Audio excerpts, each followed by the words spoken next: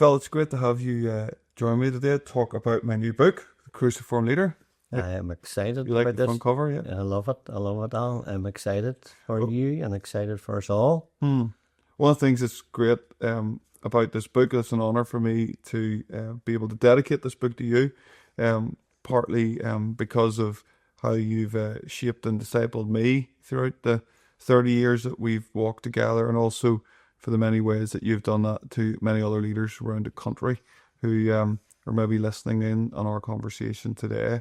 And it's been a joy and honour to walk together in leadership for whatever it is now, 30 years. It's been loads of fun, hasn't it? Loads of fun, loads of ups and downs. So I just thought it would be great in light of this book coming out to gives us the opportunity to not just promote the book a little bit, but to delve into some of the insights of the things that we've learned across the years together. And so I just want to jump in right off the bat and ask you, what is it about the ways of Jesus and Jesus's leadership that have most marked your leadership as somebody who has served the church for many, many years now?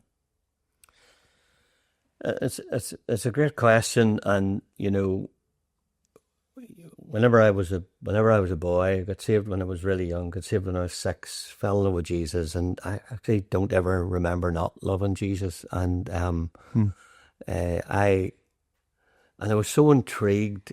I wasn't a very good reader, and I sort of had to teach myself to read a little bit. And I've started to read the Gospels. And as I read the Gospels, it was the old King James Version back then. As I read the Gospels, I just was intrigued with Jesus' lifestyle. I was absolutely, as a boy, I can remember through my teens, especially, just been blown away by how Jesus reacted to situations, how he reacted to people. And I loved his, I just loved how he handled people.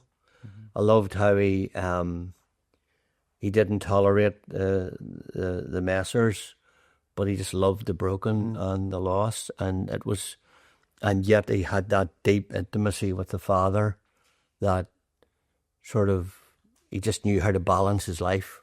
Obviously, he was Jesus, so he knew how to balance his life, and that intrigued me as a boy. And I made it a pact for life, and I've done it ever since. Wherever I read the Bible or whatever my daily devotion plan was, I'd read the Gospels, and I've just read and reread and reread and reread the Gospels my whole life. And it's weird. Actually, after, like I said, I got saved when I was 6, and I'm 66, so 60 years of doing this, I'm actually still learning about Jesus. I'm still saying, oh, wow, I've read that 1,000 times, just never noticed how he did that. Never noticed how he handled that situation. Never noticed that little bit of wisdom, that nugget. And so I think, so that was a long answer to your question, but I suppose to put it into a sort of 1 or 2 line answer, it was his intimacy with the Father, his involvement with people, and how he just did life. It's interesting when you're saying that, Phil. I think it was N.T. Wright, kind of said once, paraphrasing him, that often people think that you kind of graduate the Gospels and you move on to Paul's meteor epistles or something like that. But it seems to me like what you're saying is that you never graduate the Gospels in some ways when it comes to Jesus and his style of leadership, and that discipline of never not reading the Gospels has obviously shaped your leadership in so many ways. It's like the leader's handbook. I think it's just the leader's handbook. It just shows you, because you can't deny the power and anointing of the Apostle Paul, but he was just a man. That's right. Whereas Jesus was the Son of God in human flesh, totally sovereign, altogether God, altogether man. And so became like, for me, all my life, it's been my sort of leader's handbook, so. Very good. And I've loved that. I've Very loved good. the journey, and that's what I continue to keep doing. I think I'll stick at it now. Right. throughout the book, I kind of give a chapter different characteristics of the cruciform way, and in a couple of those chapters, I highlight different bits of your life or different stories of my interactions with you. And in the chapter about servanthood, um, I retell a kind of story of when I was younger, maybe early 20s, and felt a real burning desire to lead, but knew that that burning desire to lead was all consuming to the point where it's actually frustrating me and everybody else around me because I wanted to lead, not including you, of course. But I think, I think, and so I remember saying to you one day, um, genuinely feeling I have a call to lead and I don't know what to do with it. Um, what am I supposed to do? Phil, tell me what I'm supposed to I do. remember it so well. And I was so earnest because I wanted to know how to use this gift of leadership. And you then said to me, well, I don't really know what to tell you because I never really felt that call to lead. I just felt called to serve God. Yeah. And I've never really forgotten that conversation. It's really challenged me, I think, at the time, and it's stayed with me throughout the years. Um, Even though I believe I've had a gift to lead and a grace from God to lead, that phrase has always stayed with me. Can you talk to me a bit more about what you meant by that or your own journey in that? Because I think it's a really profound insight. Yeah, over the years, I probably never felt, I've never felt the call to lead. It just, leadership is a sort of a thing that maybe follows you more than you follow it. And I found that it was just always, there was always a need. And I remember, you know, in my 30s, you know, Emmanuel started when I was 38, but through my 30s, I was a coal man in Craigavon, and it was just the brokenness, and there was and I felt that the, I shouldn't say a niche that nobody was scratching, because it sort of undermines just how awful it was. But it was a niche that I just didn't feel anybody was scratching, and I didn't know what to do about it. And but I knew I needed to do something, and so I just felt it was always a need to serve God, and I've never really felt I needed to lead. I've never, and I love strong leadership, and so if there's strong leadership, I've always felt I'm a good follower.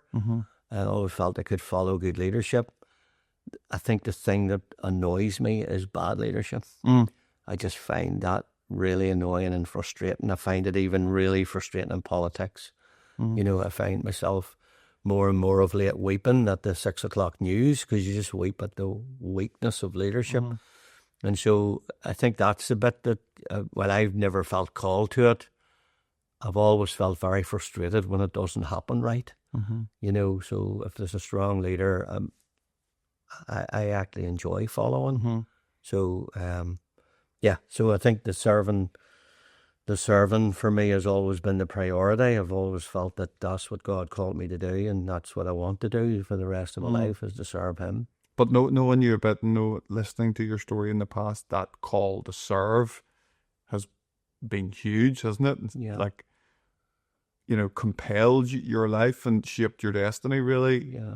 You would say that call to serve, you know, has been so much stronger than the call to lead. Absolutely. And yet, ironically, you've ended up leading lots of people. And hence I get my frustration over the years that everybody who gives Martha bad press, you know, I feel so more like Martha than I do like Mary, and I'm not proud of that at times. And I know I've had to, through my whole life, challenge that, the sort of desire to serve more than to sit at the feet, you know. But I suppose my learning has been how to be a Mary in a Martha world. And so I'm learning how to be. It's taken a long time, but I feel like I'm learning how to be a Mary, while I feel I'm more a Martha at heart, you know. And because, like, somebody had to make the grub, like, you know, poor Martha. I feel sorry for her at times. I think she gets shortchanged. So, but very good, very good. one of the other themes that kind of goes through the book is the dying to self, which is at the heart of the gospel message, really. And as leaders, we're really faced with that throughout, I think, different seasons of leadership. And you've been leading for so long, so you've experienced all those human emotions along the way, not being noticed, or maybe not getting the profile at times, or the insecurities that we go through, or the times your ego gets bruised, and all that kind of stuff that sort of happens when we begin to lead and are surrounded by other leaders.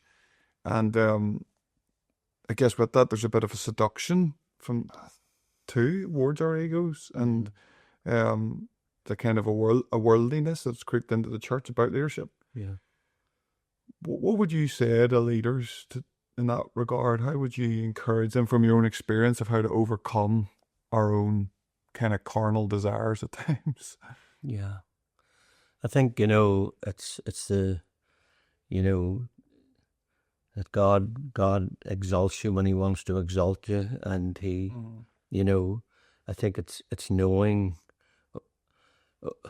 There's an old saying, it takes a steady hand to hold a full cup, and it really does. And I think as organizations grow, and as your influence grows, you've got to be careful because we've all got an ego, and we've got to be really careful to put it into subjection. The old man who led me to the Lord when I was a boy of 6 and sort of started me on my preaching career, give me, in his old, slow, deep voice, give me the best advice I ever got in my life. He said, Phil, always remember as you get older, 3 things. He used to say, go slow, stay low, and don't blow. And I've never forgot those. Go slow. Don't run too fast. Go slow. Stay low. Keep your head down. Keep the work ethic going. Keep serving God. Remember what you're doing it for, and don't blow. Don't remember it's not about you. And one day you'll be gone, and there'll be people who and nobody. I think the big thing is to realize that there's nobody that can't be done without.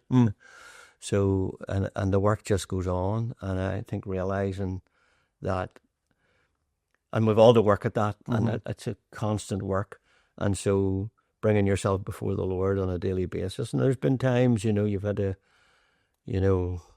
go before the Lord and say, God, just forgive me, because that's not you, that's me trying to creep in. I remember years ago when Jill was alive. I remember there was a family came to our church, and the wee girl fell off the bike, and she hurt her leg, and I think she got a right hefty gash in the leg, and so it was somewhere near the city, so they took her to the Royal, and because me being me, I thought I need to get down there. I need to go and say, like, it wasn't life or death. It was a cut in the leg, and I was going out the door, and Jill said this to me. The way your wife is always a way of humbling you. She just said to me, Phil, can I just ask you a question? She says, are you going for God or are you going for yourself? And I remember being really cross with her, thinking, how dare you say that to me, type of thing. And went out, closed the door, drove along the Warrenstown Road, and by the time I got to Moutries along the Warrenstown Road, I thought, she's right. And I just drove round the roundabout and drove home again.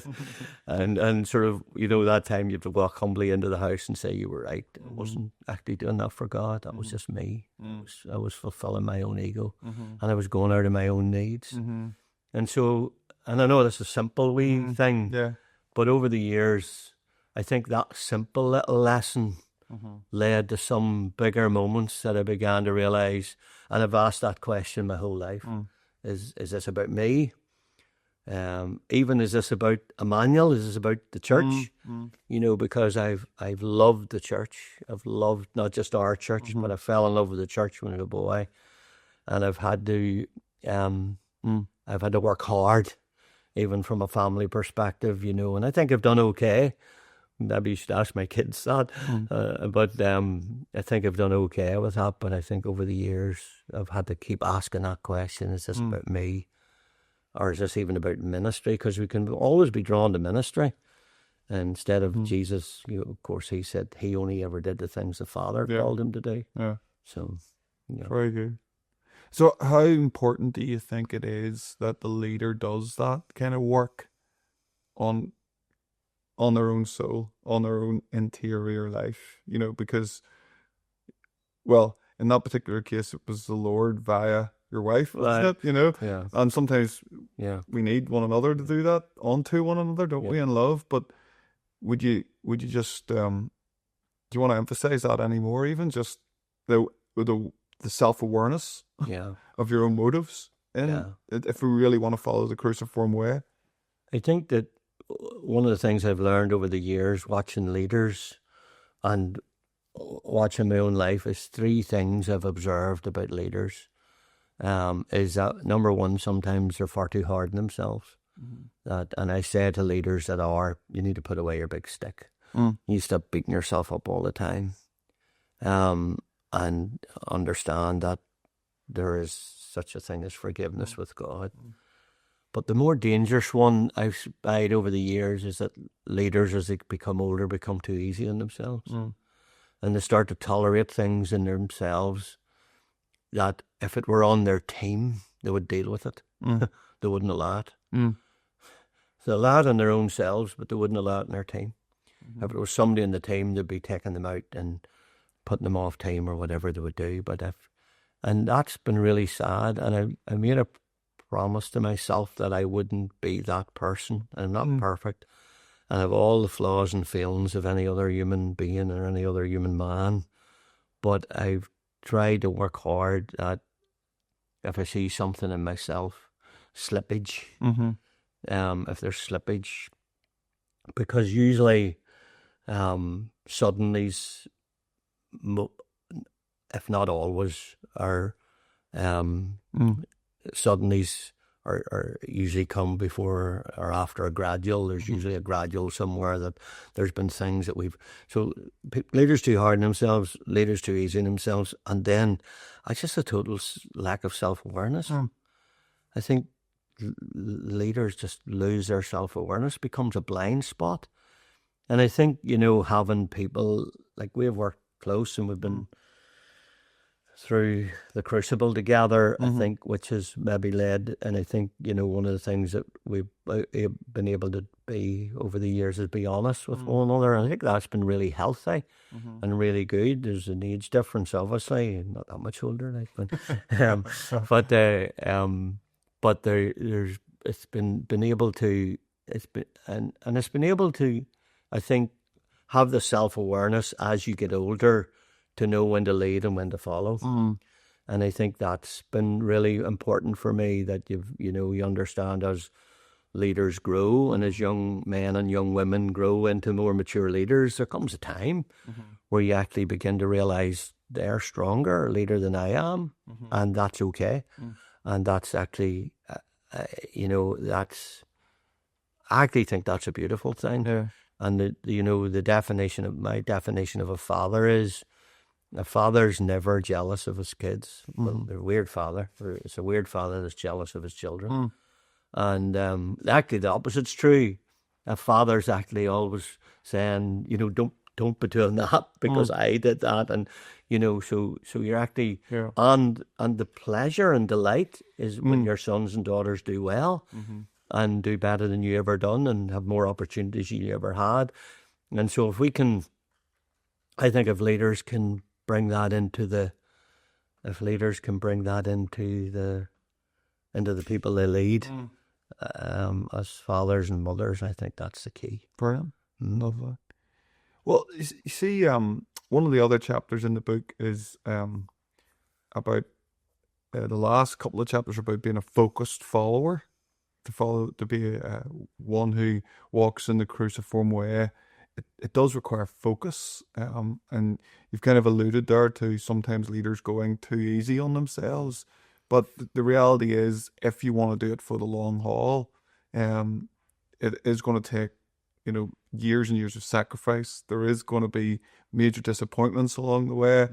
With fellowship with the sufferings of Christ, you're going to contend in spiritual warfare in lots of ways. Going to navigate different seasons of life with your family, and so in one sense, maybe it's not a surprise that some leaders don't make it, and the New Testament seems quite clear about that. Yeah. But it also helps explain why Paul would be to Timothy so strong around, have the discipline of a farmer and the obedience of a soldier, and guard, have the commitment of an athlete, and guard what has been entrusted to you. Why is that so important, and what are maybe some ways personally you've done that? I just think, it doesn't get any easier as you get older, so I do think, disciplines, people say to me sometimes, Phil, I hear what you're saying, but I'm not that disciplined. And I always say, neither am I. This isn't discipline, this is desperation. Wow. This is desperation. This isn't discipline, it's a desperation. So I've learned over the years how desperate it is for me to stay continually in the Word, to stay continually on my knees. And when the discipline dwanes, I turn it to desperation and know I need to get back to that place. So that for me has been the key. And I'm not a theologian in any shape or form, but I just fell in love with it. I always say I'm not a theologian, I'm just a boy with a Bible. But I fell in love with it when I was a lad, and I literally taught myself to read through it. And so I've loved it my whole life. And hence, a number of years ago, I decided that I would take our church through the whole Bible. I wrote a devotion literally in every chapter in the Bible.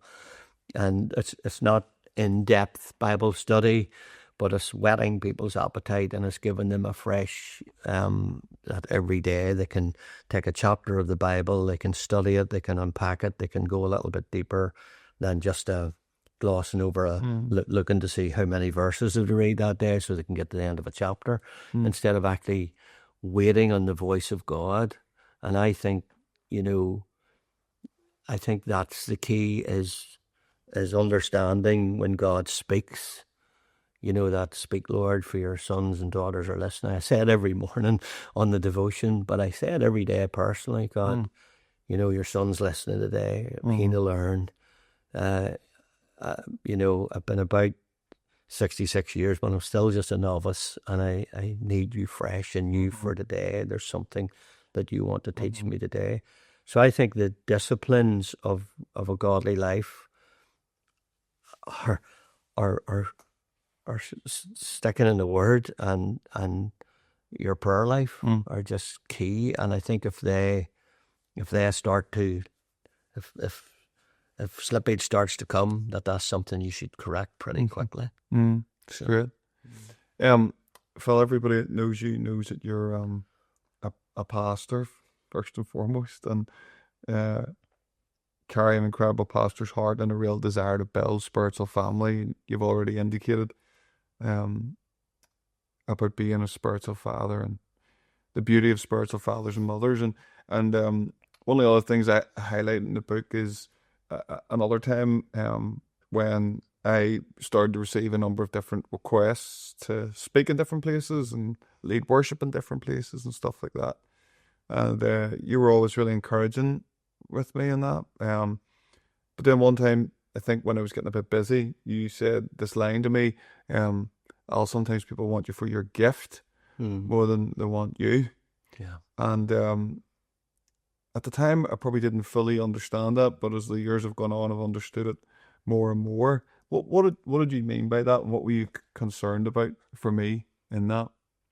I remember it really clearly, and it's kind of funny because I said it just lately to somebody else in our church of you know who it is, you know, of a younger generation, and I actually said to him, I told Al this, and I'm telling you it, you know, don't allow people to use your gift.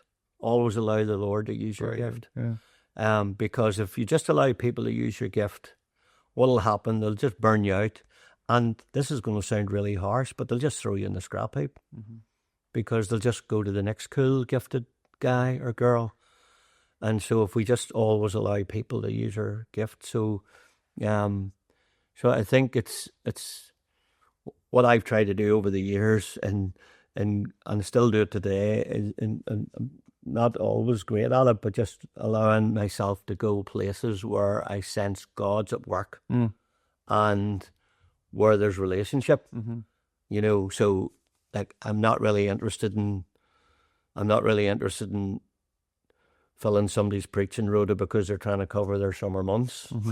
You know what I mean? I don't mean that to sound really bad, but like, to me, there's no relationship in that. I want to go somewhere where I have a relationship and where I have friendship and where I feel I'm going to deposit something, and I'm not just going to fill a diary date, but I'm going to actually deposit something of God, because I'm going to work hard. I'm going to go before the Lord for it. I'm going to carry something into it, and I want, you know, there to be feeling in that. So my fear was back then, was because you were gifted, was that, that you would, and the same for the new generation coming up, that we just allow them to get used here, there, and everywhere, and then they lose focus.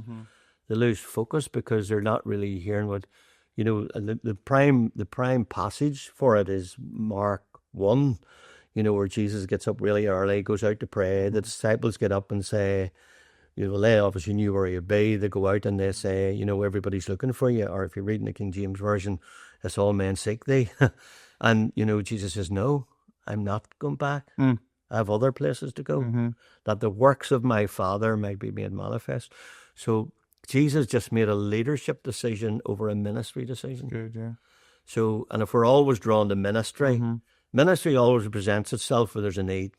And Jesus even said, the poor you'll always have, you just won't always have me. And he said, I only do the things the Father tells me to do. And at that moment, the Father had called him on, not back. And so, and if we just get drawn to ministry all the time, we just keep going back, instead of going into the purposes of God. And so that was the reason I felt that, you know, but also within that, you know, there's then the permission, isn't there, to preach a bad sermon and it not define you in your own church, you know, or to, you know, have a go at leading something and not fully get it right, you know. I think the fact that if you're only going where your gift takes you, there's not really the formation that comes in a family. And the beauty of building locally as well, and I'm a local, and I love the local church, and I know, you know, I love the church in Ireland, I love the church worldwide, but the thing about being invested locally is, like, when you're leading locally, like, you can't get away with you know, a 3-sermon wonder. You know, that you're 3 little, and you can run round and some people say to me, oh boy, it was amazing, he preached without a note. And I think, well, he probably preached it 40 times, you know, whereas in the local church, you can't do that. You can't, now you've all your little cliches, and I'm sure I've loads of them, you know, little things that, here goes Phil again, you know, you have your little hobby horses and the wee things and your wee sayings that that just define you, who you are. But actually, and when you're building line upon line, precept upon precept, it's hard work. It's hard work, because you have to work week after week after week, and the worst place to stand is on the platform of your local church and you haven't heard from God. I tell you. And sometimes, and here's the sad thing, you can go and visit somewhere and you can get away with it okay, but you can't get away with it in your local church, because there's an accountability that you're feeding a flock, and you need fresh manna, and you need to be fresh in the Word. And so I think, you know, and I love going here and supporting and blessing churches. There's something building locally builds in you Mm. that I don't think you get anywhere else. That's good. It defines something in you, and it creates, if not discipline, desperation. Mhm. You know. Good. So, Phil, finally, you still got lots of fuel left in the tank yet for the hope so. for your leadership in this season of life. But you know, as we've chatted about, it's also, I suppose, been a season where you've been discerning what does leadership look like in this Yeah. season of life. And from knowing you, I know it means, I know it part of what you're passionate about, which you've already alluded to, is seeing younger emerging leaders become all that God's called them to be. Yeah. Just tell us your heart for them, and your heart, and any advice, maybe, any nuggets that you have just for them and who they're becoming. Do you know what? You know, praying for even the younger leaders in our church and the emerging younger leaders that you see, and I feel like,